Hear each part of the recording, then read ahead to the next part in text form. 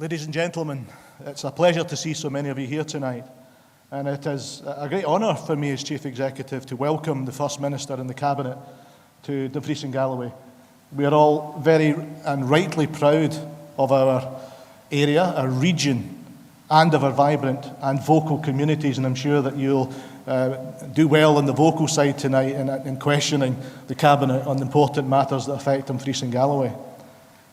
The First Minister made a promise that Dumfries and Galloway be one of the first places she came to, and actually this is the first place she's brought the Cabinet to. And as I know the First Minister, she usually delivers what she promises.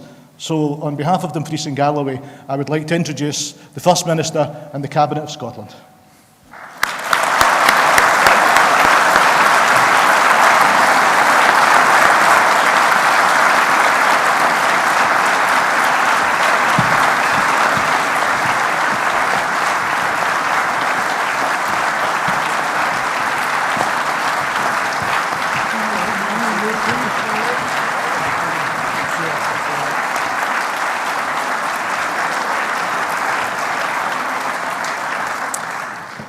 Ladies and gentlemen, welcome and good evening, and thanks very much to Gavin and Dumfries and Galloway Council for the warm welcome, and also to Easterbrook Hall for hosting us in this historic venue.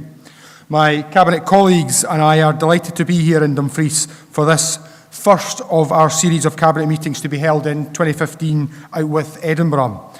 We've always been committed to holding these meetings throughout the length and breadth of Scotland. However, last year saw an engagement in politics on a scale that is unprecedented in recent history. And we want to build on this renewed sense of energy and enthusiasm, to listen to the people of Scotland and to give as many people as possible the opportunity to ask questions of the work of the Scottish Government. In a moment, you'll hear from the First Minister, and we'll then open the floor for your questions for about an hour. And following that formal session, we'll hope that you'll be able to join us for a cup of tea at the back of the hall, where you'll be able to continue your discussions with individual Cabinet Ministers. But without any further ado, will you please welcome the First Minister of Scotland, Nicola Sturgeon.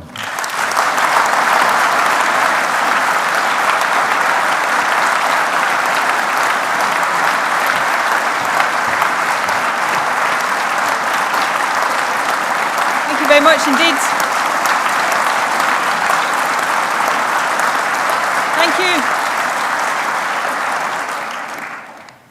Thank you very much indeed, Joe, for your introduction. And can I begin this evening by recording my thanks to Dumfries and Galloway Council for all the help you've given us with the organisation of our visit today. We've had a fantastic time, and it's been fantastic to have you here. But my biggest thanks tonight go to all of you for being here with us. This is an absolutely amazing turnout of people. I think I'm told there's about 400 of you in here tonight. So who says politics and government is not interesting and attracting lots of interest in this country? You and your presence here tonight is evidence of just how alive Scotland is with debate and discussion, and I've got no doubt we'll have some good debate and discussion over the course of the evening.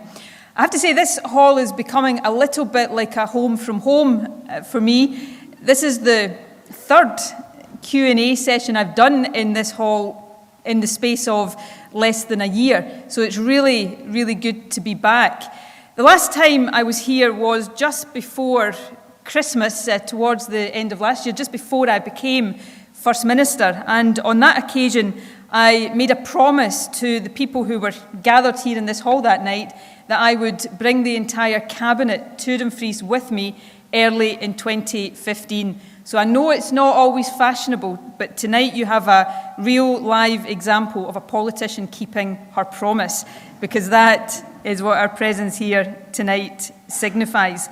I'm particularly glad that we are able to be here in Dumfries with you in the middle of the Big Burn Supper, which has become one of Scotland's best winter festivals. And I know that Hamza over here hugely enjoyed taking part in yesterday's Burns Night Carnival. The only downside, I have to say, to coming to do an event like this during such a great festival as that is the contrast you're at risk of making. So last night's entertainment had the town lit up with lanterns, live music performances. There were dancing displays in the street tonight. I'm not sure I can promise you any of that, but nevertheless, hopefully we'll have some interesting discussion, and who knows, we might have 1 or 2 fireworks before we finish here this evening. When I became First Minister, I did promise that I would seek to lead the most open and accessible Scottish Government ever, and I am absolutely serious about trying to do that. And one of the ways in which I'm trying to make the government more accessible to people in every single part of the country is to increase the frequency of the cabinet meetings that we have outside of Edinburgh.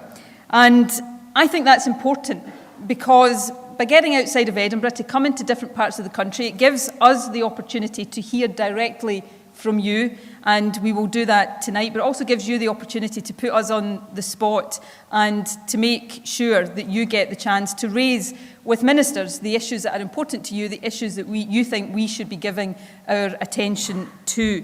And I want to stress that point this evening. The main purpose of tonight's event is for us to listen to you rather than for you to listen to me or indeed to the Cabinet. And so most of tonight's session has been deliberately set aside for you to ask questions.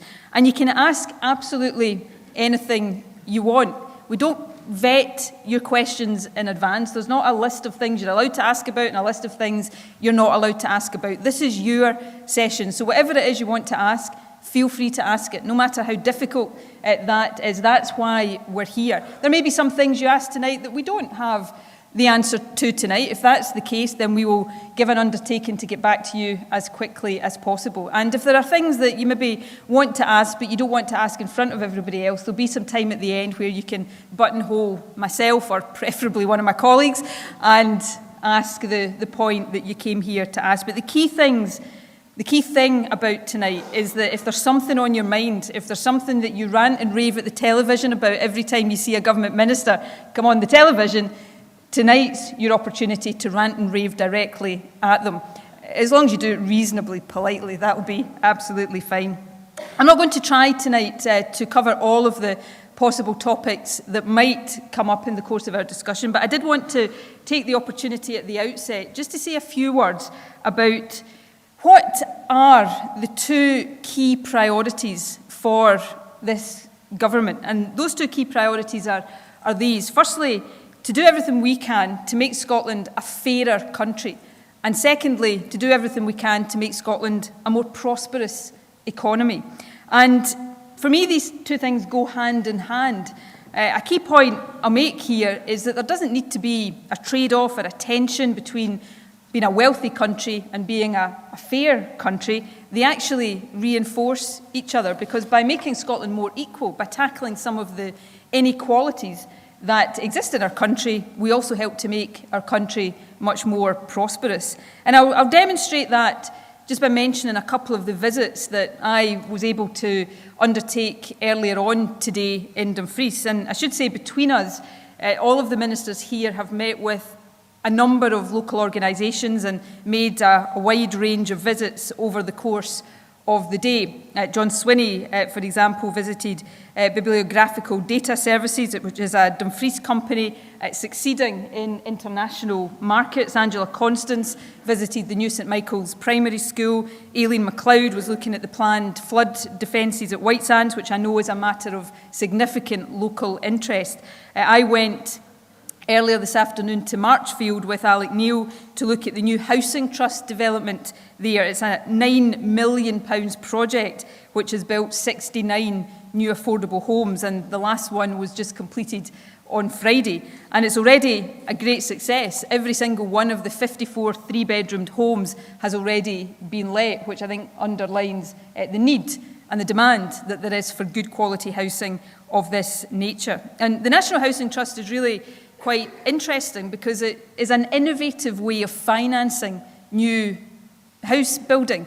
What it does is use government guarantees to encourage new investment, and across the whole of Scotland it's delivering 2,000 new homes, and that's part of our much bigger commitment to building 30,000 affordable new homes over the lifetime of this Parliament, a commitment I'm glad to say we're on track to deliver. And that includes, of course, the first significant council house building programme in more than a generation. When we took office in 2007, our predecessors in government had managed to build a grand total of, how many was it? 6 council houses.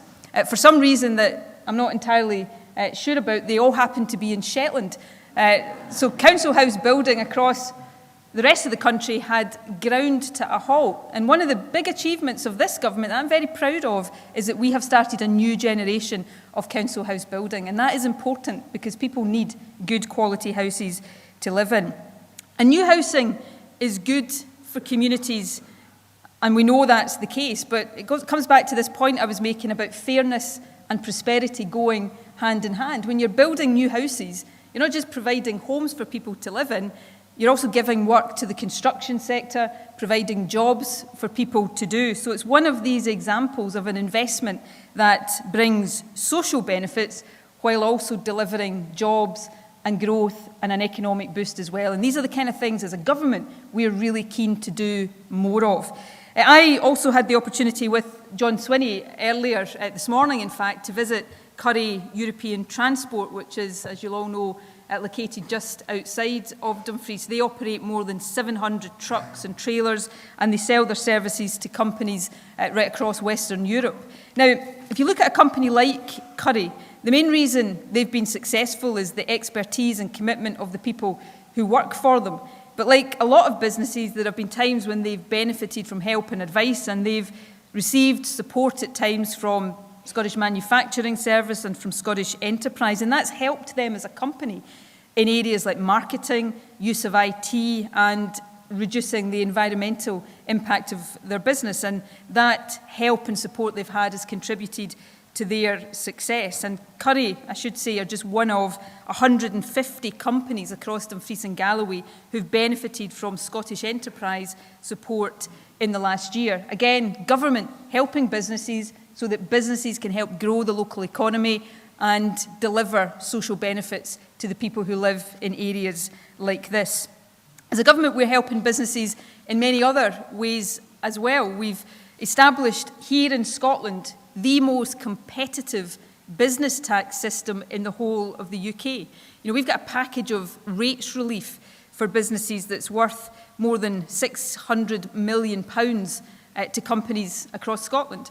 Our small business bonus has removed or reduced business rates for almost 100,000 properties across the country. 4,500 of them are here in Dumfries and Galloway. Now, why is that important? Because that's small businesses, and we know small businesses are the engine of our economy. By taking away or reducing the rates they have to pay, then we're giving those small businesses the wherewithal to employ more people, to provide more economic activity in the local area. So it's another good example of how practical support for business feeds through into the social impacts that I'm talking about. We're taking a range of other steps as well in partnership with industry, with trade unions and with others to try to protect our capital spending, promote exports, boost innovation, improve skills and create opportunities, particularly opportunities for our young people and for women in the labour market. And the figures suggest that while we've got a lot more to do, we're actually seeing some signs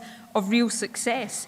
I mentioned Curry's success as an exporter earlier on. We've had statistics published today which shows that Scotland's international exports grew by more than 7% last year. Manufacturing exports, people are always saying we need to build more and make more. As a country, our manufacturing exports, which we've been especially keen to promote, grew by more than 8%. And if you look at employment across Scotland as a whole, we outperform the rest of the UK on every single one of our key employment indicators. We've got higher employment, lower unemployment, lower economic inactivity than any other part of the UK. Women's employment is at record levels. In Dumfries and Galloway, employment has grown by 2,000 just in the last 12 months. Across the whole of Scotland, the increase is 50,000. So there's lots of success, and as a country, we're not as good as we should be sometimes at celebrating the things we do well, the things we get right. There's a lot of success that we should be proud of in Scotland, but there's still a lot of work to do, and the focus of every single member of this government is on making sure that we address the challenges that still lie ahead of us. Youth unemployment, for example, has fallen significantly in the last year, but it's still far too high. There are still far too many young people who are not working. Many people who are working are what is described these days as underemployed. They want to work more hours than they're capable of getting. We also know that pressure on wages is hitting the living standards of many people. And if you look at business competitiveness, Scotland's economic productivity is now a bit higher than the rest of the UK, but it's still lagging behind some other European countries. And so we have work to do to fulfil that aim we have as a government to create a fairer, more competitive and more resilient economy. And there's also been a really growing recognition in recent years that inequality, if we are to be, as I said at the outset, more successful as an economy, inequality has to be tackled, and it has to be tackled more effectively. Because inequality isn't just bad for individuals, although it is bad for individuals, it's also bad for society as a whole. You know, the International Monetary Fund looked at 170 countries and looked at them over the last 50 years. And they have found fairly conclusively that countries which are less equal tend to have lower rates of economic growth. So countries that have got big rates of inequality are less successful economically. And that's the reality that we've got to understand and address. I mean, when you think about it, you stop and think about it, that's research that simply confirms what common sense tells you is the case. If you've got too many people on low incomes, these people can spend less in the local shops and local cafes. They won't be able to pay the taxes that we need to invest in education and new infrastructure. And it stands to reason that societies where everyone has a fair chance to contribute, whether that's their talent, their industry, their ideas, those societies will do better than societies where only a few people have that opportunity. So that's why promoting equality is such an important economic priority for this government, as well as being an important social objective. That's why our expansion of childcare is so fundamental. It helps to give every child the best start in life, but it also helps parents, mothers in particular, if they want to get back into work, earn a living, raise the living standards of their family. And childcare is just one of the ways that we're working to ensure that women participate fully in the economy. Our 50-50 by 2020 pledge is seeking to encourage companies to ensure fair gender representation on boards over the next 6 years. We're also putting a big emphasis on raising attainment in our schools. That's a huge priority, and we're focusing particularly on schools in our more deprived areas. Our education system does a fantastic job. Standards in our schools are rising all the time, but there's still too wide a gap between those in the most affluent areas of Scotland and those in the least affluent areas. If we're to give everybody the best start in life, we need to close that gap. Poverty blights too many lives in our country. Part of that, of course, is about welfare. We are spending next year somewhere in the region of £80 million just to mitigate the worst impacts of the UK government's welfare cuts. So that's not money we're spending to make things better. It's money we're having to spend just to stop things getting worse as a result of decisions that are being taken by a government that we have no control over. And that's a good reason. It's a very, very good reason why, in my view, we need powers over welfare here in our own Parliament, not held down in Westminster. It's why the UK government proposals to implement the Smith Commission's recommendations, which were announced last week, in my view, fall short of what is needed. I don't think these proposals go far enough. If you take social security, 85% of the social security budget, even after these proposals are implemented, will still be determined at Westminster. But even as far as the proposals go, if you look at what was published last week, there is a proposal to give to the Scottish Parliament the ability, for example, to decide to get rid of the bedroom tax, something that I think the vast majority of people in Scotland think should be got rid of, that unfair and deeply unpopular tax. But what was published last week would see the Scottish Government, although it would have that power, would have to get the agreement of the Westminster government before it could use that power. That doesn't sound to me like home rule. That sounds like continued Westminster rule. So we'll be arguing the case with Westminster that these powers need strengthened so that we hold in our hands the ability to make these kind of things better. Welfare, of course, is important. It's how, as a civilised society, we protect the vulnerable. Nobody should get a free ride on the welfare system. People who can work should work, but it's a social security system. It's how we protect the vulnerable. But welfare is not the best route out of poverty. A decent wage for a decent day's work is the best route out of poverty. You know, we published research last week that showed that more than half of all of the households in Scotland that are in poverty have at least one person in that household working.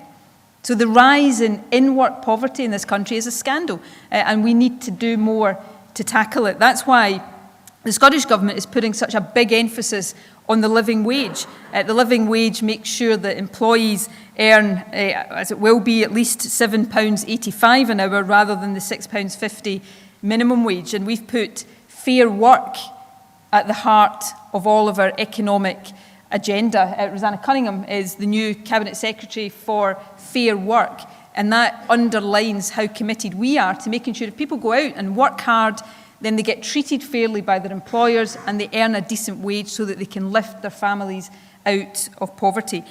And of course, in asking companies to pay the living wage, we also need to lead by example as government, and I'm very proud to say that we do. Every single person employed by the Scottish Government or in the National Health Service is already paid the living wage. And we're funding the Poverty Alliance, who are running a scheme to accredit living wage employers. We've already got 100 companies signed up to that. It covers more than 100,000 employees across Scotland. One of the companies that has already signed up is the Dumfries Timber Company Group, which Aileen MacLeod visited earlier today. It's got more than 40 people on its books, and what they found is that paying the living wage actually improves their ability to compete and to make a profit, because you get people who are more productive, who are coming to their work and able to do a better job for the company. And that point that supporting your employees is in your own long-term interest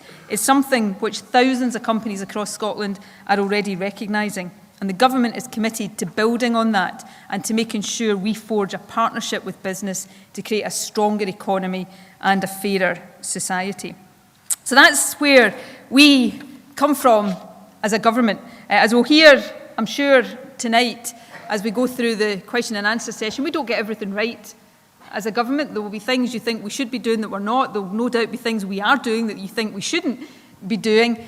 And that's as it will often be in a democracy. But we are a government that is determined to listen, to respond, and to make sure that we are striving, working with communities the length and breadth of this country to use the amazing assets and resources we have as a country to deliver the kind of society and economy that people have a right to see. What we're effectively and essentially trying to do is create a sense of shared national endeavour.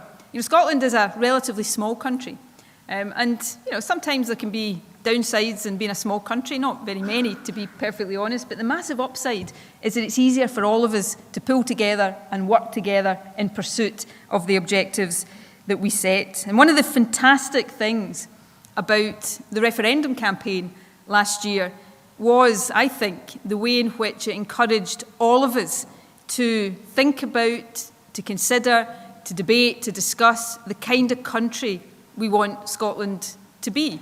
You know, people became very aware during the referendum campaign of our vast resources and our vast potential as a country, but people also had to think about how we tackle our biggest challenges. How do we address poverty and inequality? How do we create more skilled, fulfilling, well-paid jobs? How do we grow our economy in the different sectors of our economy? And the energy that came from that debate was absolutely amazing. So what we need to do now that we are on the other side of the referendum, is to harness that energy and use it to tackle the day-to-day issues that affect our country.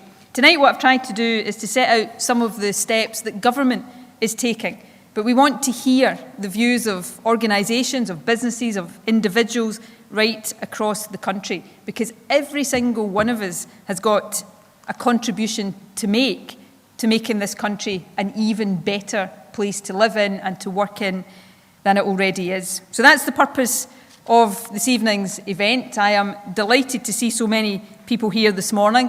It's been a long day already. I say this with only a slight degree of hesitation. I'm looking forward to hearing your questions, and I'm thoroughly looking forward to listening to my colleagues answer your questions. Thank you very much indeed.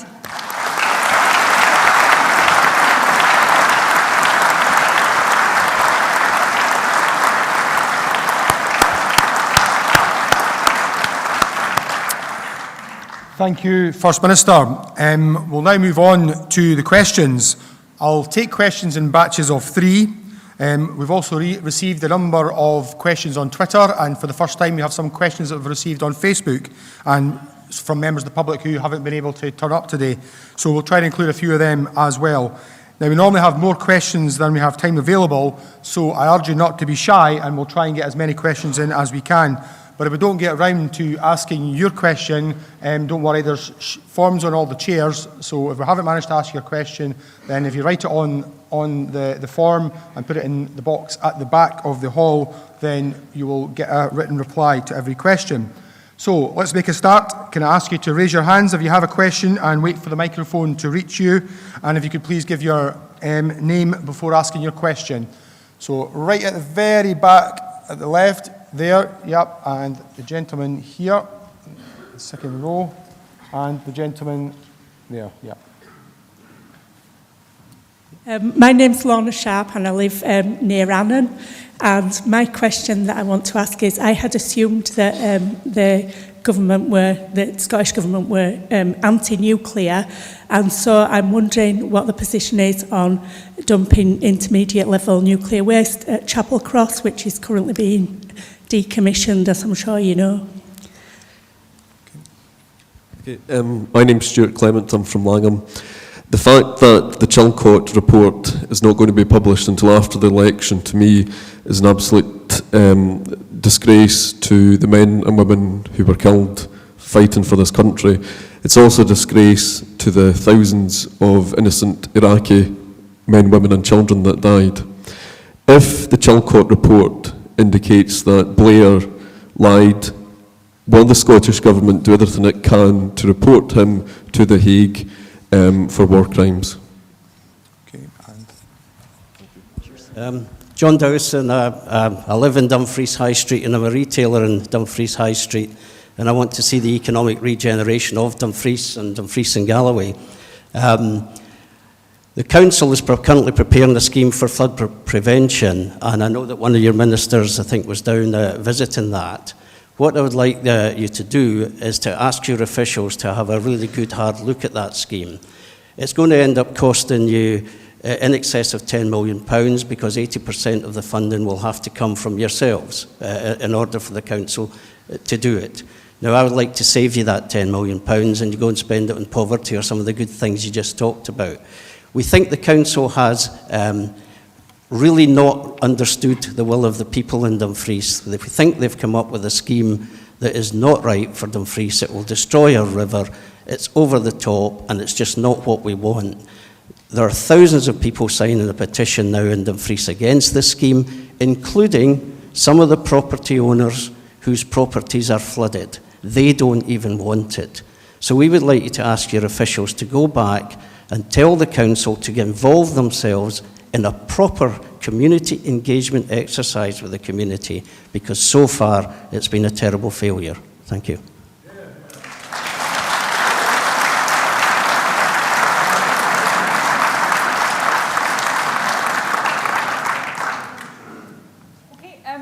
Let me take the first couple, and then I'm going to ask Aileen to answer your question, sir, on flood protection. And John, I'm going to ask to say a little bit about how we go about engaging communities, not just on that decision, but in decisions generally. On the first question, sorry, I didn't catch your name, about Chapel Cross and intermediate level intermediate level nuclear waste. We've made very, very clear to the MOD on a number of occasions that this waste shouldn't be stored in Scotland. It shouldn't be stored at Chapel Cross.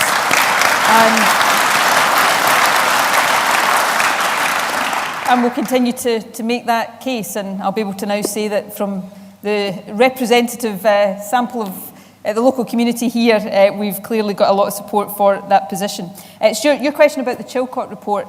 The Chilcot report finished, for those who might not be aware of the Chilcot report, it was the inquiry that was set up into the lead up to and the conduct of and then the aftermath of the Iraq War.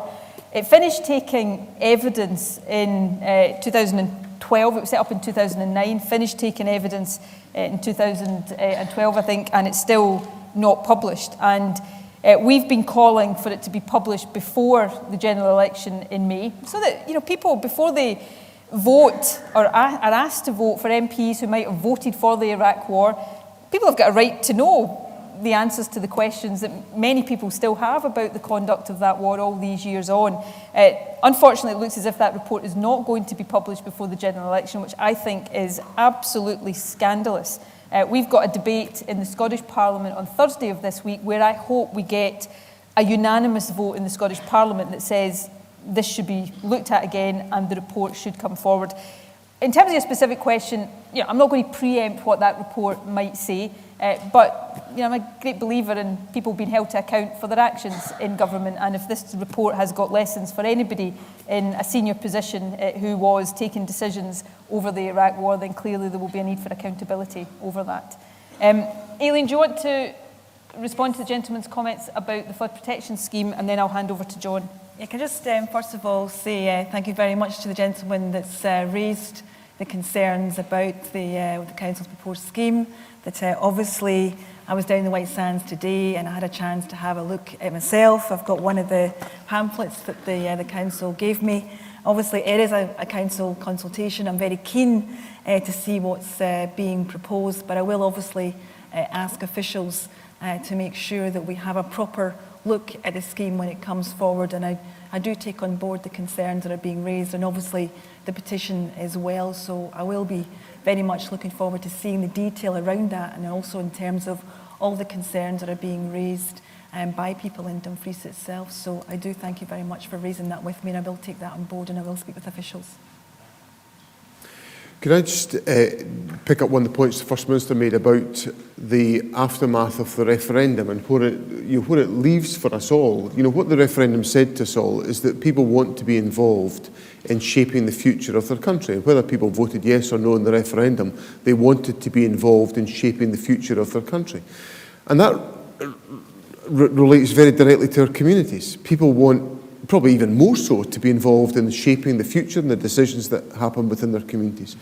It's the type of approach that we're encouraging. This is one part of it in terms of that very direct dialogue with members of the public, but from our government perspective. But we would encourage all public authorities to engage as directly and as fully as they possibly can do with all aspects of community opinion. And I think there's a necessity to make that substantial and genuine so that people's concerns are either addressed, their concerns explained as to why they're not the case and with good evidence, or maybe public officials have to think again about some of the propositions that they bring forward. But at the heart of it, there has to be good engagement with members of the public, and that applies across the board to all public authorities, and we would encourage such a process to take its course.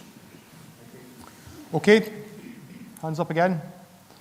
Okay, it's young gentleman just there. Yep. And a lady here.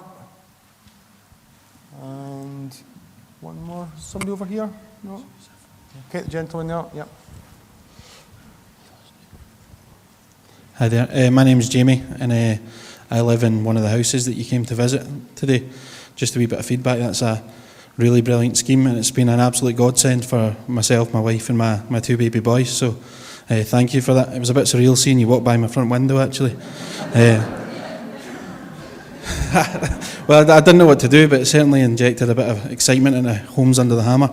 But I do have a serious question. It's probably more for Michael, the Justice Minister, and that's obviously we have a new Cabinet and a new Justice Minister. And I would like to know if we are going to have another look at two controversial pieces of legislation. The first thing is the removal of corroboration. Obviously, a lot of people are very concerned about that. And the second, it doesn't really affect this region much, but as a football fan, I'm sure you know what I'm going to say. But the offensive behaviour bill, it's obviously, I know it's due for review, but whether the government's stance will change on that. Okay. Bill Wright, Dumfries. You're talking about social housing, and my question is, in the future, are they going to be sold off like the last lot of social housing? Okay, no. Third microphones. Is it? Yeah. Hello, my name's Lorraine Frew, and I'm from Canonby, and I'm also proprietor of a small tourism business, so I very much welcomed Nicola's comments about small business relief and about tourism. But what I want to talk about is unconventional gas extraction. Thank you. What I wanted to ask was, clearly for obvious reasons we've been following activity in relation to unconventional gas with great interest, and we note that I don't know if I can say his name, Mr. Murphy had said that he would, if he became First Minister, he would ban fracking and unconventional gas. And beyond that, then I know that SNP MPs are voting for a moratorium in the infrastructure bill. What I want to ask is, then why are we not doing that here in Scotland?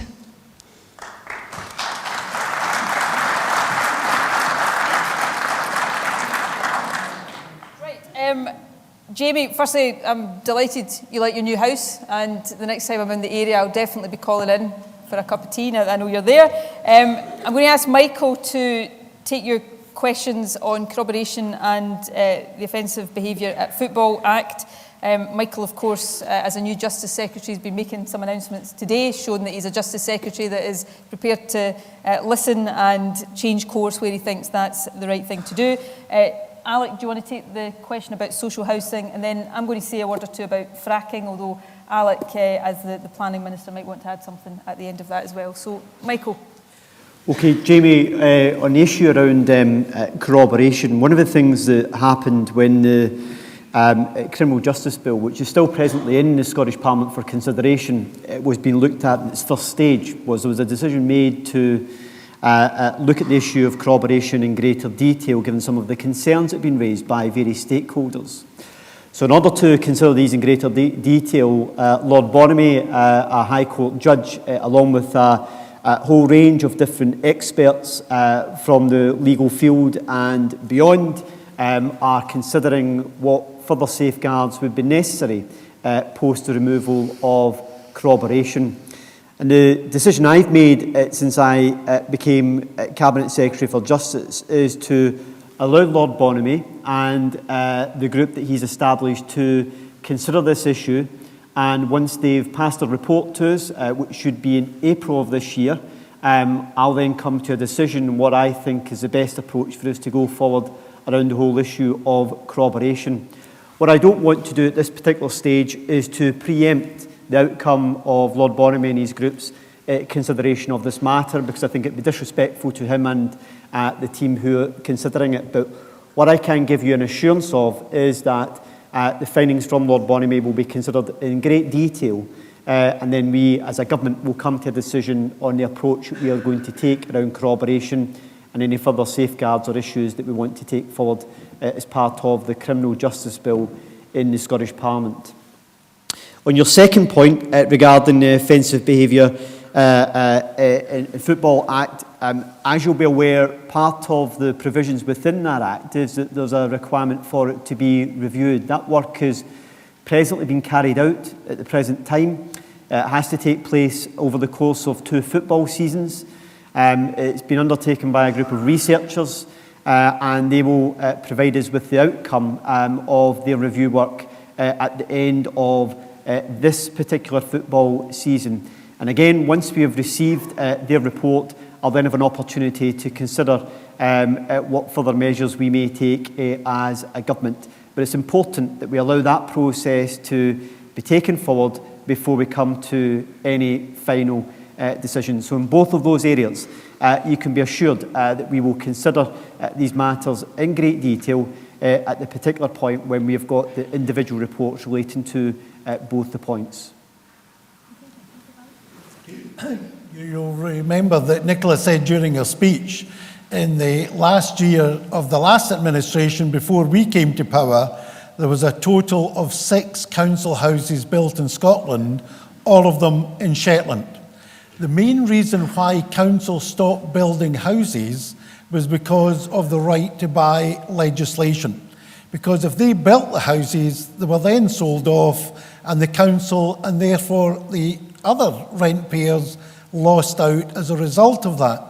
So we, down the years, in the 7 years we've been in power, have reformed completely the right to buy legislation, and effectively now we are bringing to an end the right to buy because it's so detrimental to the building of new houses in Scotland. And let me tell you, across Scotland at the present time, there are 160,000 families on the waiting list waiting for a house. And our job is to maximise the number of houses being built for rent. As Nicola said, we visited the site today at Marchfield, which is 69 houses, and that's a welcome development. But if we continued, and if we had continued with the right to buy legislation, we would not be building the nearly 5,000 houses a year we're building for rent at the present time. And the situation is not just a temporary one for the present time. If you look and project over the next 20 to 30 years, the Registrar General for Scotland is forecasting that Scotland's population will go up to nearly 6 million people. It's currently 5.3 million. A record number of people are living in Scotland today. But if we are going to house the 6 million, if we're going to fulfil the backlog and our duty to the 160,000 already on the waiting list, then we cannot build houses that are then flogged off on the cheap. We have to build houses that are kept in the socially rented sector so that we maximise the chances of every family in Scotland who needs to rent a house being able to do so, and that will be our commitment to you going forward.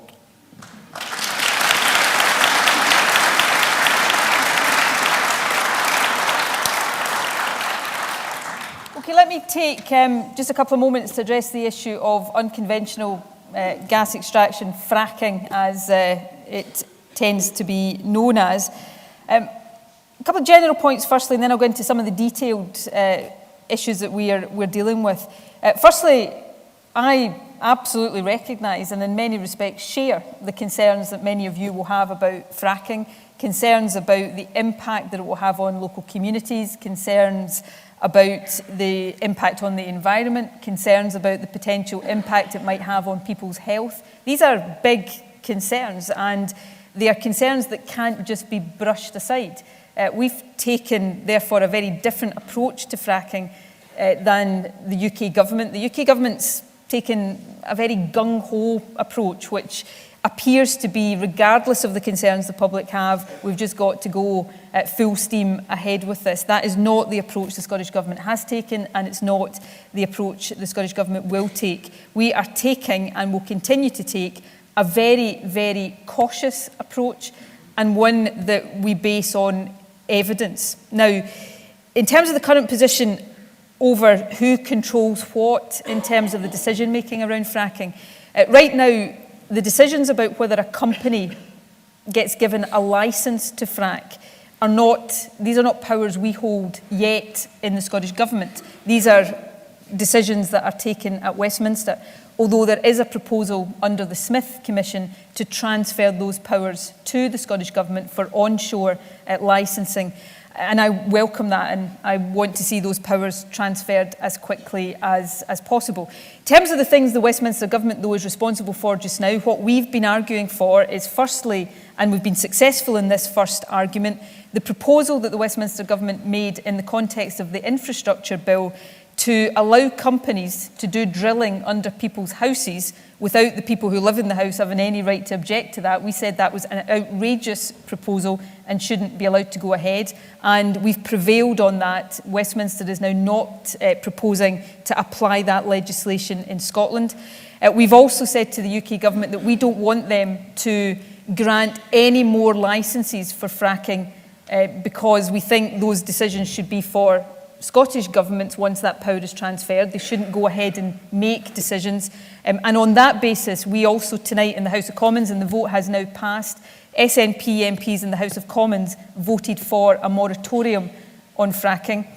Labour MPs, Scottish Labour MPs, with I think 2 or 3 honourable exceptions, abstained on that vote tonight in the House of Commons, which seems a bit odd given that on Saturday they were calling for a moratorium, and yet the first opportunity they have to actually vote for one, they don't bother. Now, I'll leave you to draw your own conclusions around that.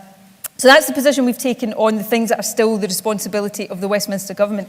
Where our responsibility kicks in, of course, is on the planning system, because a company that has a licence to frack still requires to have planning permission to do it.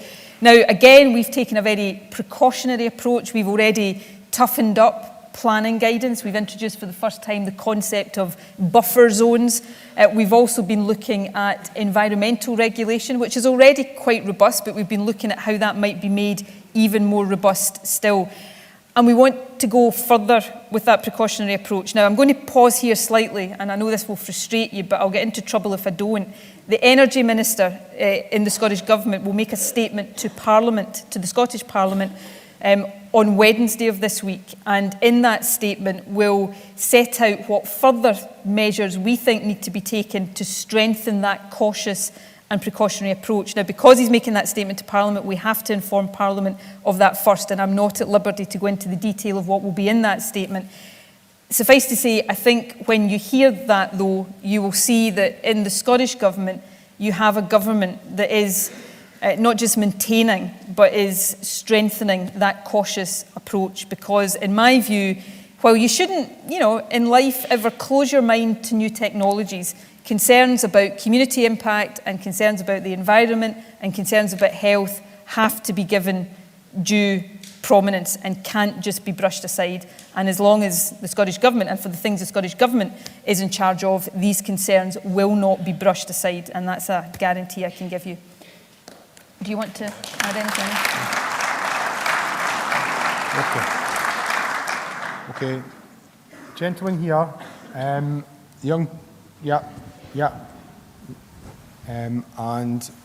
just here, yeah.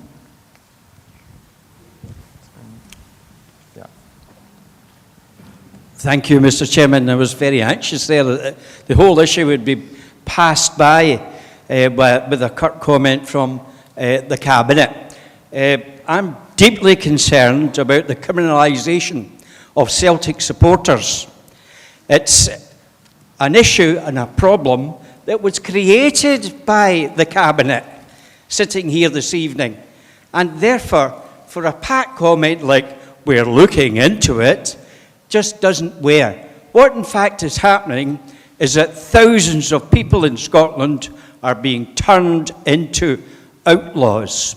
And I would urge that the Cabinet takes notice of what's happening amongst football fans and gets down to solving this problem which they created in the first place. Thank you. Michael Gowan, question mostly for Angela Constance. Personal social education in schools is designed to give young people life skills like how to budget and how to fill out forms, how to exist in the real world. But I've spoken to young people from Dumfries Academy, Lockerbie Academy, Douglas Ure, and outside of Dumfries and Galloway in Stonewall High in South Lanarkshire, Holyrood Secondary in Govan Hill, and St Mungo's in Falkirk. And in all these schools, the pupils said that they weren't being taught very effectively, they were being given booklets and left on their own, that there was mucking about in classrooms. Does the Scottish Government have any plans to introduce PSE guidelines as an integral part of Curriculum for Excellence and ensure that teachers this time are fully trained to deliver those life skills that young people need in the modern world?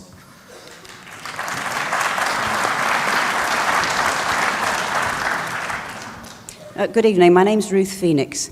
What incenses me is the cuts to local government and local government budgets year in and year out, and the fact that public services suffer as a result. I'm very encouraged that the Scottish Government's putting money back into the welfare system to try and redress the balance, and I was wondering if there's any intention of redressing the balance in the cuts to local government. Okay. Can I just briefly, sir, your question about the offensive behaviour at football legislation, there's no intention on the part of myself or Michael or the government to brush off any comment or question here tonight. I understand the strength that you feel. I represent a constituency in Glasgow, so believe me, I understand the strength of feeling that can often be expressed over this particular issue. I happen to have not your football club, but Rangers in my constituency, so it's an issue I often get from both sides of that particular footballing divide. What I'd say to you is two things. Firstly, when you say the Cabinet created this problem, which is your words, of course we passed the legislation, the Parliament passed the legislation, so I accept that. I hope you would accept that whatever your views on the legislation, we did that for the best of intentions. Sectarianism, often, not always, but often expressed through football, is something I think we all accept that we need to tackle. And this legislation came after a particularly difficult time with some behaviour at football. So it was done for the best of intentions. But built into that legislation was a commitment to review it after it had been in operation. And as Michael was saying, that's the process we're now in. And we have an open mind in terms of what that review will tell us. But I think it's important that we do treat this issue seriously and we allow that review to happen. And then we can base any decisions we take for the future on the strength of that. But I hear the strength of your feeling tonight, and please take my assurance that we've heard that and we listen and we continue to try to make the best decisions around an issue that I know for some people, not for everybody, does engender strong points of view. But thank you for coming to put that issue to us. Ruth, I'm going to ask John to answer your question specifically about local government, but just in terms of context around that, our budget as the Scottish Government, we get a grant from Westminster. It's not how I would like us to be funded. I'd rather we raised our own resources and decided ourselves how much we had to spend. But that grant we get from Westminster has been cut over the past few years by I think about 10% in total in real terms. We've tried to protect the things that really matter, and John will say a bit about how we've dealt with local government. The one thing I want to say though about the future, there's some big decisions coming about how we spend public money. A couple of weeks ago in the House of Commons, the Tories and Labour joined forces to vote for an additional £30 billion of cuts that Scotland will have to take its share of. Those same two parties, though, want to commit £100 billion to put new nuclear weapons on the River Clyde. Now, whatever your view on the principle of nuclear weapons, surely that's not the right spending choice when our health service and our education system badly needs that kind of investment. So these are the big decisions that I think Westminster is getting wrong, and I think all of us in Scotland have to try to force them to take a different view on. But John will say a bit more about funding for local government, and then I'll ask Angela to answer Michael's question about education. I think, Ruth, the context the First Minister sets is absolutely correct. We've had a reduction in our budget of 10% since 2010, and those reductions, I have no alternative but to balance the budget. By law, I'm required to balance the budget, so we have to apply those reductions as we see fit across the Scottish public sector. One of the decisions we took, which I think is a decision that is very broadly endorsed within the country, was to ensure that the health service received a real terms, an inflation-based increase in the budget available to the health service. And we've done that in every year since 2010. And indeed this year I went further and gave the health service resources in excess of an inflation-based increase in the budget for 2015-16, recognising some of the genuine challenge the health service finds itself in. So if it's accepted that we've given strong financial support to the health service, you then have to look at the position of local government within the rest of the public finances. What you find is that since this government came to office, we've actually given local government a larger share of the remaining budget than when we came to office. So despite the fact that our budget's gone down by 10%, of the bit that's not health service expenditure, local government actually commands a larger share of that budget. Now, I don't say that to in any way diminish the challenge that I know exists in all parts of the country to try to ensure that public services remain as strong as they have been in the past. But what it means is that, and we're having to do this, we're having to do it in the health service where there is a strong funding settlement, we're having to do it in other areas where the funding settlement is still a challenge. We have to redesign the way in which we deliver public services so that we shift more the emphasis, for example, onto preventative interventions so that we anticipate problems that people may have, and invariably if we can support people better in their own lives, it avoids some of the more expensive cost to public services that come at a later stage. So what we try to do in all of our interventions, we work closely with local government on the design of their services, is to ensure within the constrained public finances in which we operate, we give local government as strong a settlement as we possibly can do, but we can't avoid the fact that we've got a 10% reduction in our budget. And the real choice, I think, for people is whether we have to resign ourselves to perpetual austerity or take the view that we take, that the more you invest in the economy, the better your chances of delivering growth, boosting tax revenues, and as a consequence, delivering better opportunities in localities.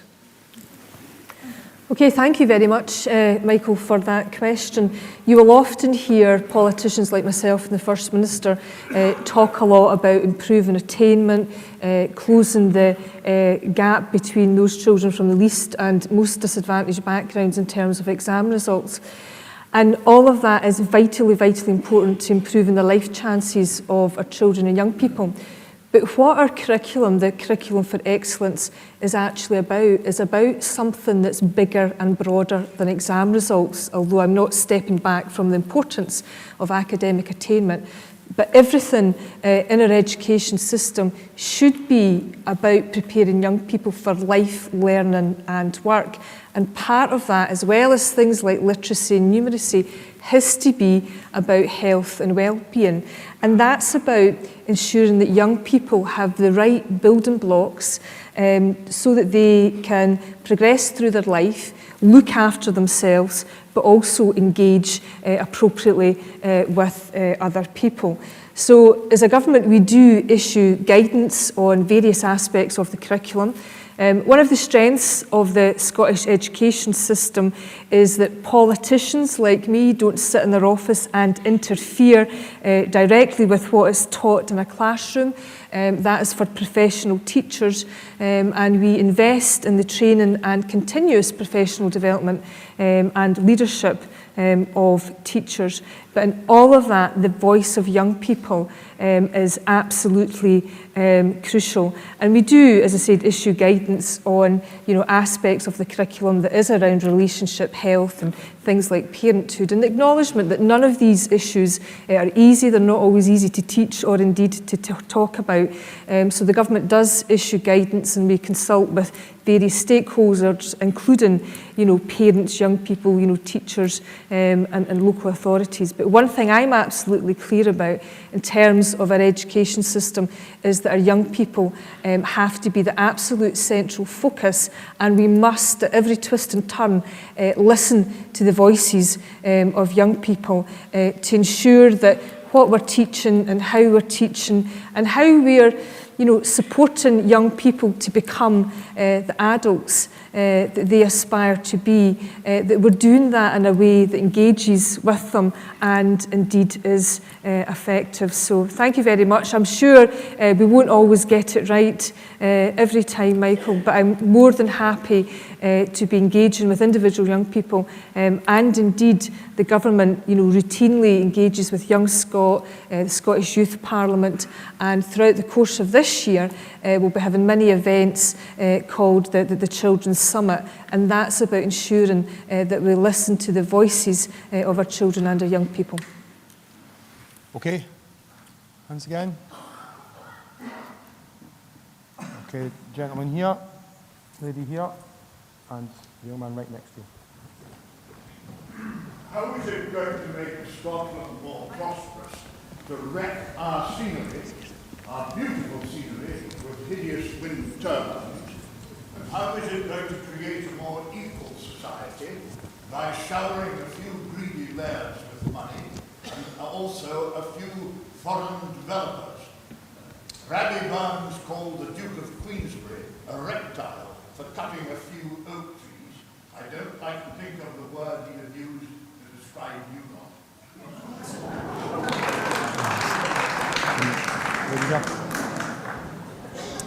My name is Emma. I'm a nurse, and TTIP concerns me. Not only because of the threat to the NHS, but like banking deregulations and the privacy of citizens and corporations suing governments, which is daft.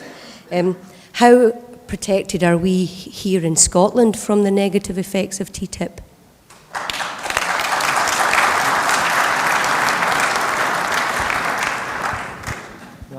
No, it's here. It was here. Yeah, the guy just here. Yeah. My name is David, and it's actually a question on terms of the European Union with the proposed referendum if the Conservatives get back in with a majority government or propped up with UKIP.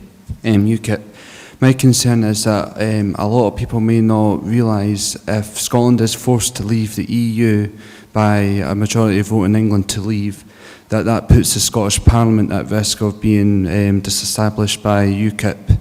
As from, I'll be open to correction, but what I've read and what I believe to be true is that the Scottish Government has to go through the European Court of Human Rights with any legislation that's passed, and the Scotland Act is actually put through the European Commission as well. Okay, sorry, I get the sense we've got a bit of work to do to win you over. Am I right? So I'm going to. Nicola, you can start by destroying the mess that's been made between Elvenfoot and Abington. Fair enough. And Beaton. Okay. Well, what I was going. That would be a start. All right. What I was going to do was hand you over to, I think by common agreement, is the most charming member of my cabinet, John Swinney, to answer your question on wind farms, and we'll see if we can make some progress with you this evening. I'm then going to ask Hamza, who's also quite charming, to answer the question on Europe and the referendum, which is a very important issue, very serious issue that might be looming for us. And then, Emma, I'll say a word or two about your question on TTIP. John, on you go, see what you can do. Well, I'll try my best. One of the challenges that we have is that we, as we look at all of the data, all the scientific evidence that is in front of us, it brings us to one conclusion, and I know some people dispute this, but I don't dispute it in any way. We have to decarbonise our system of electricity generation to make our contribution towards tackling climate change. We cannot escape that. If we escape that, I think we're just in denial as a society. So that means that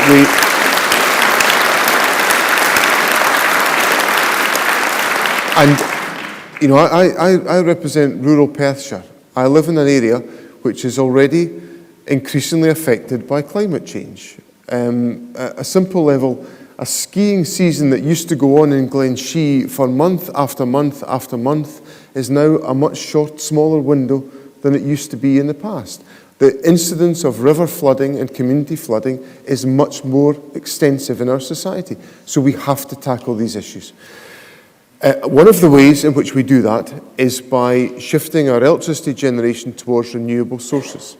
And some of that, I accept, is on onshore wind energy developments, which some people accept and some people despise. But what I would assure you about is that on every occasion that we consider any of these applications, every individual application is considered on its merits. And the government, despite popular opinion, turns down countless applications that come towards us because they are unsuitable, they cannot be justified in the circumstances that they are in, that they have effects on the natural environment, they have effects on some of the strength about our country, sir, that I would completely accept, of the beauty and the majesty of our countryside. And some applications are turned down because they directly contradict that precious asset that we have. Well, they are actually, because there's plenty of applications get turned down in Dumfries and Galloway, and plenty.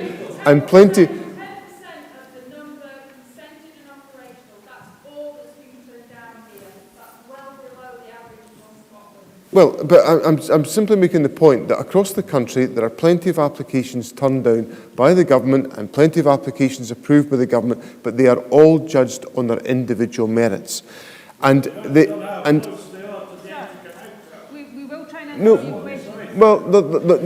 Actually, I can tell you that's definitely not the case, sir, because if that was the judgment, then there's countless wind farms that we would not have accepted because of the necessity to undertake significant grid upgrades to make that possible. So the judgments are made purely and simply on the merits of individual applications, taking into account all of the factors that are relevant for planning considerations. And fundamentally, as a society, we have to make a judgment about where we want to source our power generation from. There are a whole variety of different elements in the mix. We've approved a whole range of different hydro schemes. We are supporting extensively tidal generation schemes off the coast of Scotland. There are some element of our programme that supports onshore wind applications, but fundamentally this is one of the key tools of our contribution to tackling climate change, and if we don't tackle climate change, we will have much more serious problems to wrestle with as a society than the ones we're wrestling with today.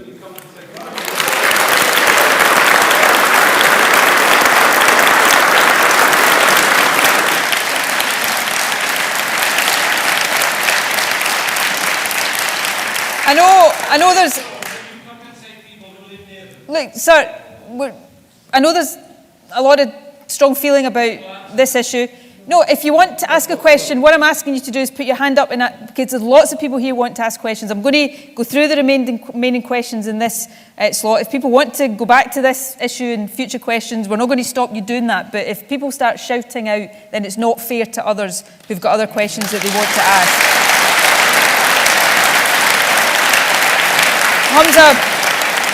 Hamza, if you can reasonably briefly answer the question about Europe and the referendum, I'll do TTIP, and then we'll try and get as much time as possible for other questions on wind or any other issue that people have got. Yes, I thought it was a great question. Thank you for asking it.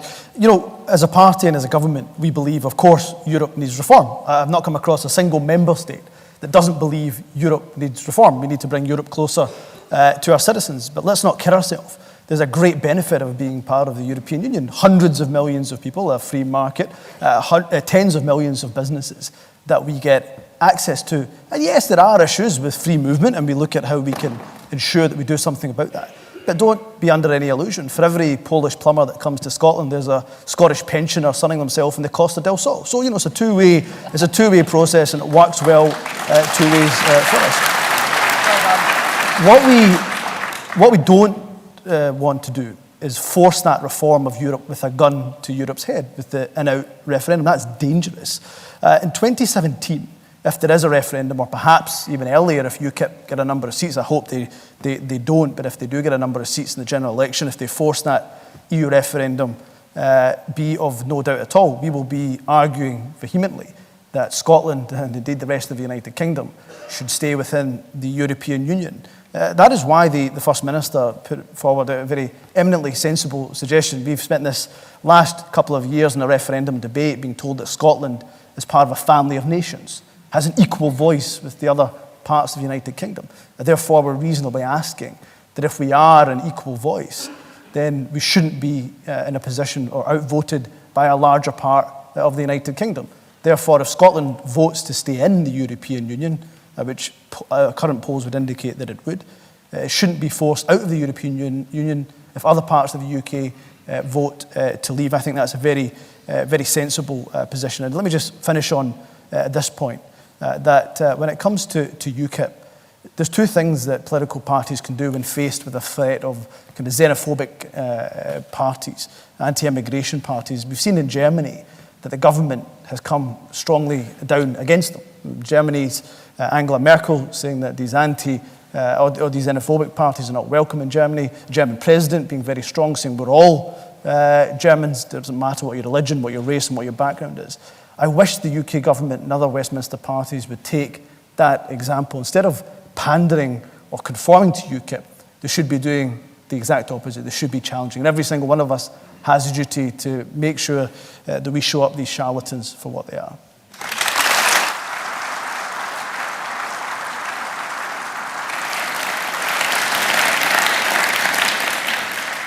Okay, and very briefly on Emma's question about TTIP. TTIP, for those who might not know, is the Transatlantic Trade and Investment Partnership, which is a proposed trade agreement between the European Union and the United States of America. I share many of the concerns that you've expressed there. It won't be the Scottish Government that determines whether the UK signs up to that. Of course, it will be the UK Government. But we've made clear to the UK Government some of our concerns. I mean, people ask us, are you for or against TTIP? It's impossible to say that right now because we don't yet know what's going to be in TTIP. It's been negotiated under a cloak of secrecy. I'm not against trade agreements in principle. They can be very good for our economy. They can also pose challenges to our economy. So I don't have a in principle objection, but some of the proposed clauses that are being talked about around TTIP, I would have significant concerns about, and there's two in particular. One is if it opened up our public services in any way to private competition, in particular our NHS, we would oppose any agreement that did that, and we've made that very clear both to the UK Government and to the European Commission. And secondly, what's known as the investor-state dispute system, where effectively, I'm simplifying a wee bit here, a private company can sue a government if it doesn't like some of the public policy of a government or can argue that it's against its business interests. I don't think that is something you would want to see in a trade agreement. So we're very concerned about those aspects, and we'll continue to make our views on that very clear. And I'd like to think one day it would be a Scottish Government that decided what kind of agreements, international agreements our country was signed up to, that we didn't have to leave that to the UK Government. Okay. Lady here, yep. 1 second, the microphone will come to you and I'll select some other folk. The gentleman there. And the gentleman, yeah, the front there. Okay, my name's Lorna McGowan. I would like to ask, what are we doing for these poor women that end up in prison? They seem to be the most disadvantaged folk of the whole of the population, and there are an awful lot of them are given only 6 month sentences. I feel that these women are a major cause of concern for all women, and there must be a better way of looking after them than putting them in a jail. Please. No, not down here. Good evening, I'm Bill Frew. I'm chairman of the Residents Association in Canonby. Coming back on unconventional gas, at the risk of inflaming the wind farm debate, if you find a better or more efficient technology, you can at least dismantle them. If you drill thousands of wells under the ground and pump out millions of gallons of polluted water, try putting that genie back in the bottle. My question...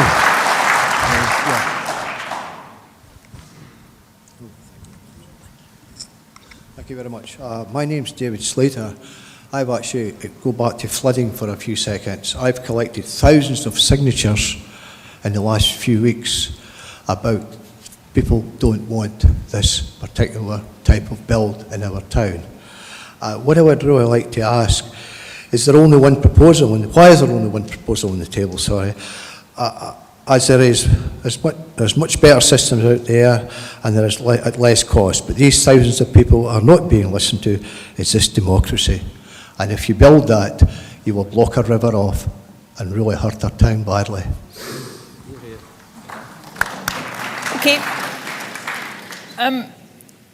So I didn't catch your name, the chairman of the Residents Committee, and Bill, sorry Bill. I mean, I've set out the government's position on fracking.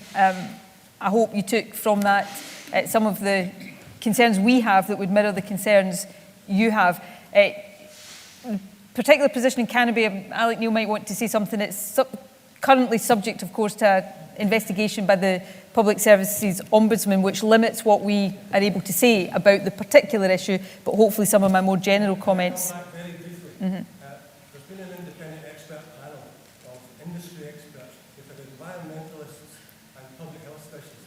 There's been no specialist local residents involved in the consultation process. I'd like the announcement on Wednesday.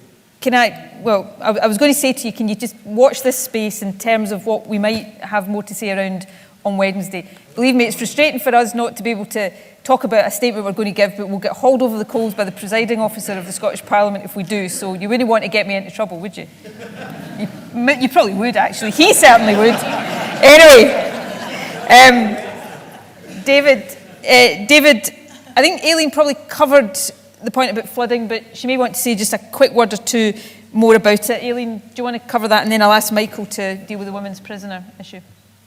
I mean, I'll just say, David, obviously I know you've been in touch with me as well, and I have forwarded your email on to the officials. So we are looking at that, and we will get back in touch with you as soon as we possibly can. Around, obviously, I know you sent me some ideas around the Cockermouth in terms of, they were using a sort of open flood. So I'm quite happy to see, obviously this is a council consultation, but I'm very happy to kind of have a look and see what else is being proposed. So we will be back in touch with you as soon as we possibly can. And I do appreciate you bringing this to my attention. So, and I did actually spend the weekend having a wee look at Cockermouth and seeing what their flood defence scheme was like. So we will be back in touch with you as soon as we can. Okay. And Michael Matheson, the Justice Secretary, has been talking a lot about women in prison today, so I'll let him answer Lorna's question. Look, thank you very much for your question. I think probably for almost 2 decades now, there has been a lot of debate about the need to reduce the number of women that we lock up in prisons, because in Scotland we continue to lock up a very high percentage of women compared to other comparable European nations. But what's happened over that last 20 years is that our female prison population has more than doubled. And the work that's been undertaken to date has not been sufficiently effective in turning that around. And one of the decisions I've had to make is about whether we should build a new facility for female prisoners in Inverclyde. I've considered that over the last 2 months, and I announced today that I'm not progressing that plan for a new women's prison in Scotland. Not because it's just about bricks and mortar, but it's because I want to take an entirely different approach, an approach that is much more effective in addressing offending behaviour. That's about dealing with issues around drug problems that offenders have, the mental health issues, and many of the other difficulties that they have that result in them causing offences in the first place. And I want Scotland to take a different approach and to be seen as a world leader in the way in which we tackle female offending. What will that mean? It will mean having less women in the prison establishments that we have at the present time or in the future, and using a much more residential, community-based approach that evidence shows us is much more effective in tackling female offending. And I want to make sure that the approach that we take forward in the coming years is one which will help to address something that's been talked about over the last 2 decades, and that is to reduce the number of women who end up in Scottish prisons and to tackle female offending much more effectively. So you can be assured the approach that I'm determined to take forward is one which is based on good evidence, and one which will make sure that we start to turn around our approach to tackling female offending, and we reduce the number of women who end up in prison in Scotland.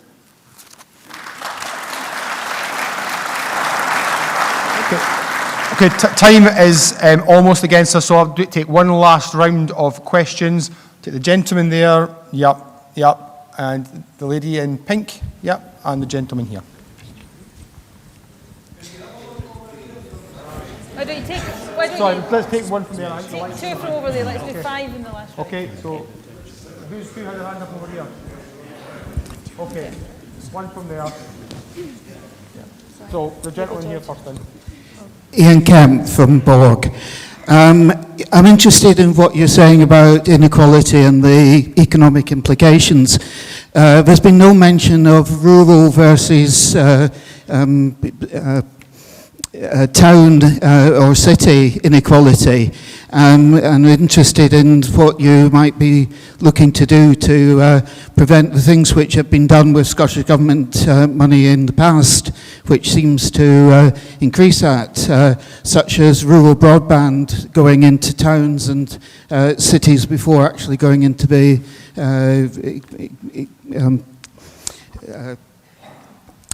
rural areas, and also Scottish money being spent building housing on land that was industrial, and when there was an industrial use for that land. All of that is encouraging our children to move to the towns and cities in the Central Belt.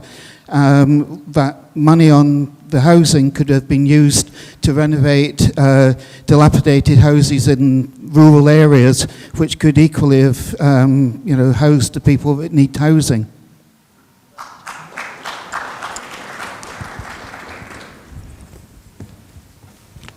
The lady in pink, yeah?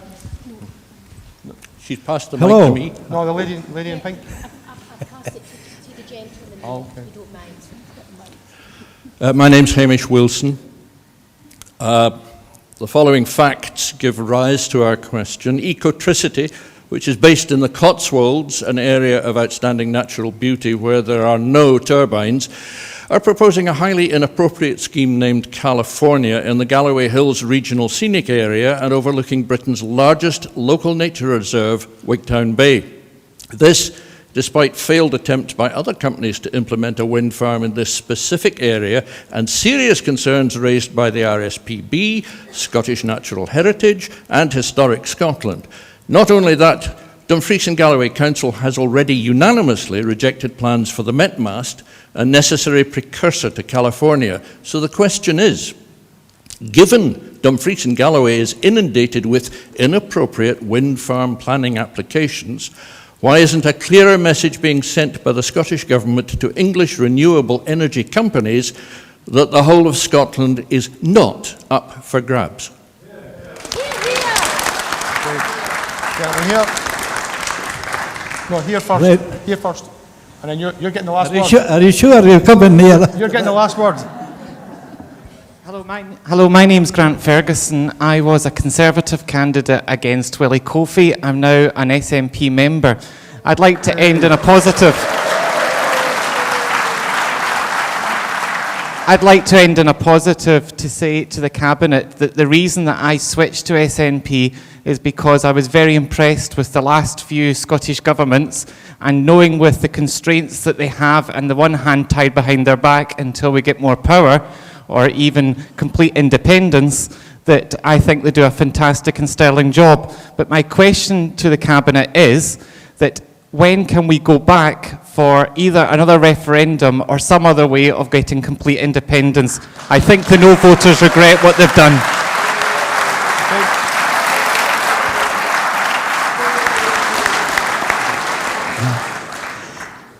I agree with that guy. First Minister, members of the Cabinet, I was an elected member of Dumfries and Galloway Health Board, and it was one of the best representative boards that there was in the country.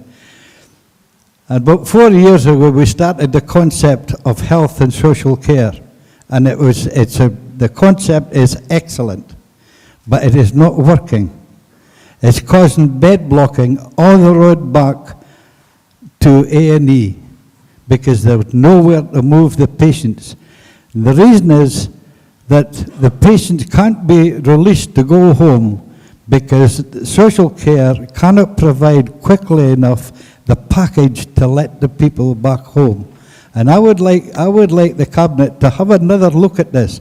Maybe it's because the Dumfries and Galloway Council are needing more money to do it, but it's certainly causing bed blocking. I know of one farmer who stayed in the Annan Hospital 8 weeks longer than he should have done because he couldn't have a package at his home. The cost of that 8 weeks staying in a hospital when he wasn't required, and letting somebody else move into the bed that was in, it's horrendous. And I'm not sure whether it's happening in the rest of Scotland, but it's certainly happening here.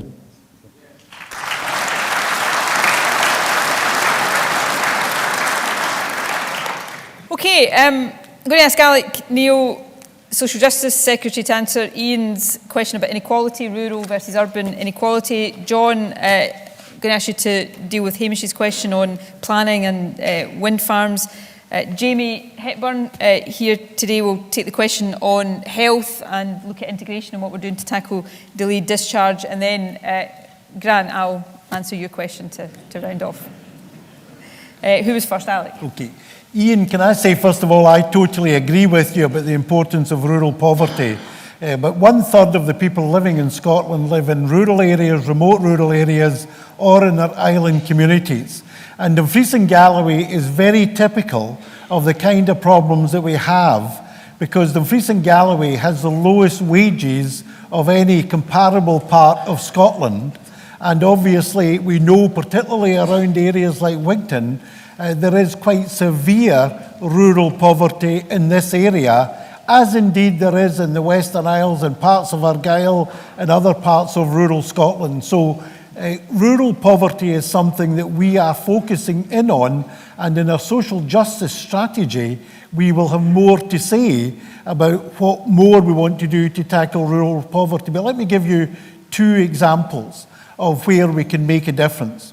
First of all, as Nicola said earlier, one of our priorities is to introduce the living wage. We've done it throughout the public sector in Scotland, particularly the National Health Service and the Scottish Government. We want actually to introduce the living wage throughout the economy, and that would make a major difference to the alleviation of both urban and rural poverty. Not just in terms of the people who would get the living wage, but of course the benefit to the rest of the community, because people on the living wage spend the vast bulk of their money locally, helping to create more jobs and more wealth in the local area. So the living wage is a key part of our anti-poverty strategy in both rural and urban areas. Now, you mentioned housing specifically. Let me tell you that the grant that we give to housing associations has a much higher level of grant for rural housing than it does for urban housing. And that is the right thing to do, because the cost of building houses in rural areas is higher, and of course the supply is more difficult and more spread out, which in turn also leads to higher costs and therefore merits a higher grant award. So in terms of housing, in terms of living wage, and in many other areas I don't have time to talk to you about tonight, A, we recognise the problem, and B, we are differentiating in terms of grants that are available to make sure that the additional costs of living in a rural area are taken into account. And our objective in our social justice strategy will be to significantly reduce poverty in rural areas. Alec Neil could talk about poverty all night. Which would be a lot easier to do if we had the powers that have been referred to earlier.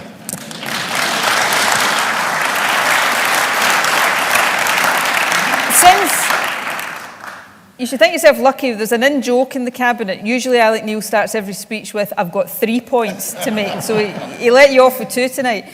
Since this is such an important issue, and just in case Rosanna Cunningham and Keith Brown thought they were getting off the hook, I'm going to ask Rosanna just to say, reasonably briefly, but just a little bit more about how we're using the living wage to lift people out of poverty. And then I'll ask Keith, who's the Infrastructure Secretary, again briefly, just to say a bit about how transport links, and you specifically mentioned broadband, how broadband links can also help connect people and tackle poverty in rural areas. So Rosanna, do you want to say a word or 2 first? Yeah, I do. My Cabinet title starts off with the phrase fair work. And living wage is an extremely important part of that. It's a culture that we want to begin to roll out across Scottish employers, starting with ourselves as exemplars, as the First Minister said at the beginning, because it has an enormous benefit, not just for the individuals who obviously get the extra money if they're being paid the living wage as opposed to the minimum wage, but also for the companies that make this switch. Many more are beginning to do so, and the reason they're beginning to do so is precisely because they see the enormous benefit for their company in terms of increased productivity, but also decreasing turnover of staff, because a happy staff is obviously going to be a staff who are far better at doing the job they've been employed to do, far less likely to leave, far more sustainable employment in any area, and that includes rural areas as well as urban areas. But Fair Work is, of course, more than just the living wage, and I want to add a little bit about that, but because it's also about the kind of working practices that are currently going on. You'll all know about things like 0 hours contracts, or these employment contracts where people are only contracted for about 4 hours a week. You can't possibly call that sustainable work, and that's leading to the levels of in-work poverty that we're seeing beginning to be picked up in the kinds of analysis that we did. After all, if you're technically called employed because you have a 0 hours contract, then frankly, it is hardly a surprise if you're going to be included in that list of people who are in work poverty or trapped in what they call the no pay, low pay cycle. You might have periods of unemployment and then periods of poor employment or poorly paid employment. And that is no way to generate the kind of growth that you might want in your economy, but it's also no way, frankly, to treat people. And that is a change I want to see in the working culture of Scotland. And this government is absolutely determined to make that culture change. Thank you, Susanna. Keith, do you want to pick up on transport and broadband? Just on the point about inequality, obviously one aspect of inequality can be if you don't have access to broadband and good connections, where it's very important for business and also for your personal life, and we're very well aware of that. So there's a programme of £280 million rollout for broadband across the country. Dumfries and Galloway expected to have 95% coverage of premises by 2017-2018. I think we all realise we've not got the infrastructure we need to have in terms of broadband. That's true across most of the UK and much of Western Europe, but we have to be urgent about getting that improved if people are to benefit from the job opportunities, the employment, the entrepreneurial opportunities which are there, if you can get that proper connection. So we're working very hard to achieve that. But on the point about transport, and also linking it into the point that was made by the gentleman over here about delayed discharge, I went to the hospital today in Dumfries, and they said one of the issues they had was delayed discharge can sometimes be caused because you can't actually have transport. There's not transport available for the person to go from the hospital to their home or to some other kind of facility. So we've granted a project for the minibus which runs from the hospital. We're paying for the wages and the insurance costs for the driver to make sure that service is always there and available to take people to where they need to go. And sometimes, as you'll know better than me, that can be a 3.5 hour round journey to get somebody to their home. They travel with a health worker who puts the person into their home and makes sure they're looked after as well. So that's a practical example of what you can do, both to help to eliminate inequality, but also to make sure that we bear down on the incidence of people who are still in hospital when they don't need to be in hospital. So we're well aware of the demands in terms of rural transport and in terms of trying to use government policy for infrastructure, for example, broadband, to try and eliminate and reduce inequality wherever we can. Okay, thanks. Keith, Jamie, do you want to just pick up on the point about delayed discharge and health and social care integration?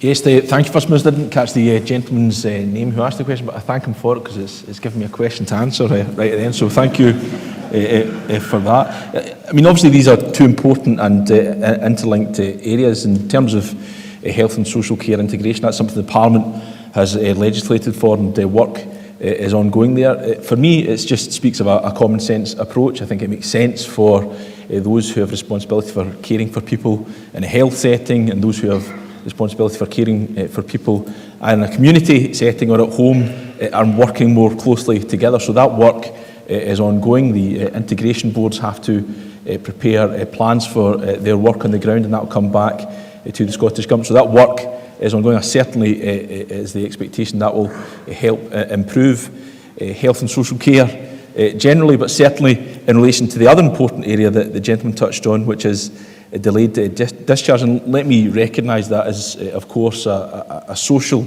imperative. No one wants to be in hospital longer than they would want to be, and I think the point was well made by the gentleman who asked the question, that it's also an economic imperative. It's quite expensive to keep people in hospital for longer than is necessary, and certainly the circumstances you spoke of someone having to wait 8 weeks is unacceptable. That is not circumstances we want to see happening on the ground.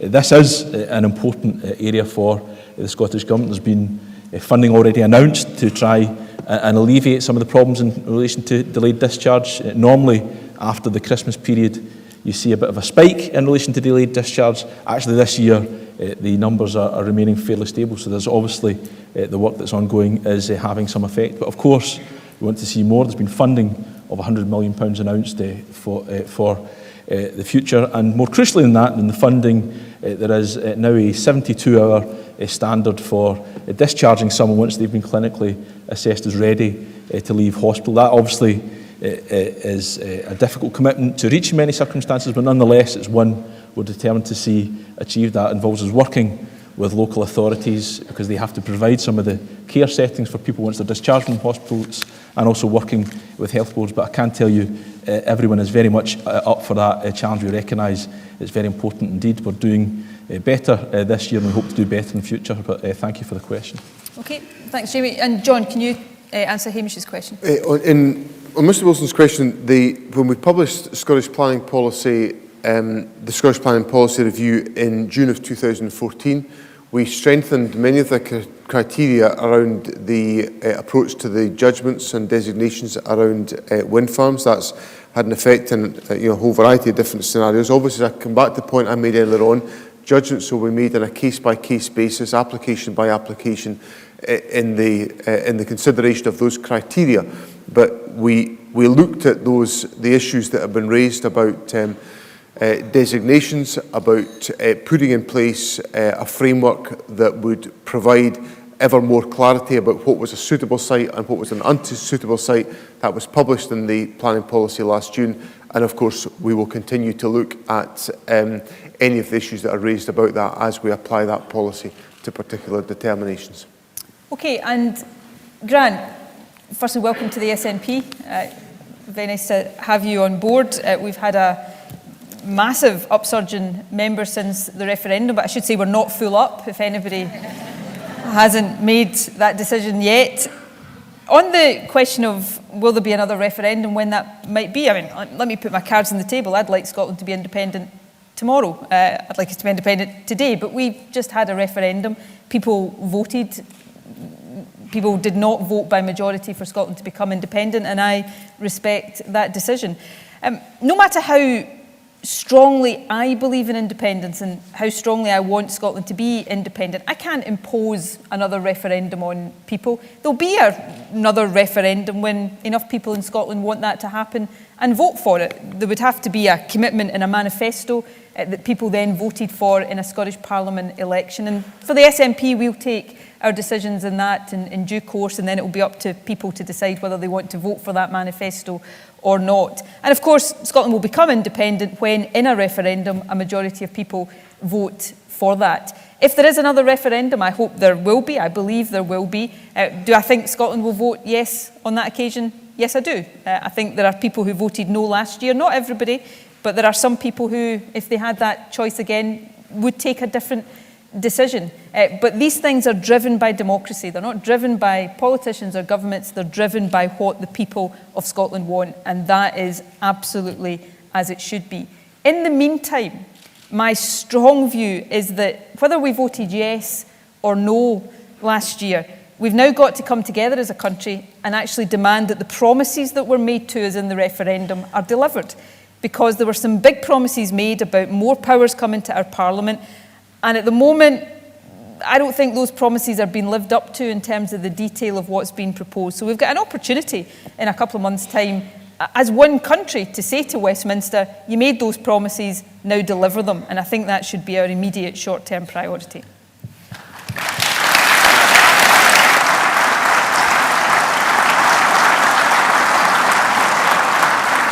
Okay, thank you all very much, ladies and gentlemen, for all your interesting and diverse questions that you've raised. We will have the opportunity for further discussions over a cup of tea at the back of the hall, and so you can continue speaking and asking your questions and making your points to individual Cabinet Ministers. But for now, ladies and gentlemen, can I say a huge thank you on behalf of the First Minister and the Cabinet for your questions and for coming along today. And if we could ask you to stay seated while the Cabinet leaves, and we'll see you at the back of the hall. Thank you.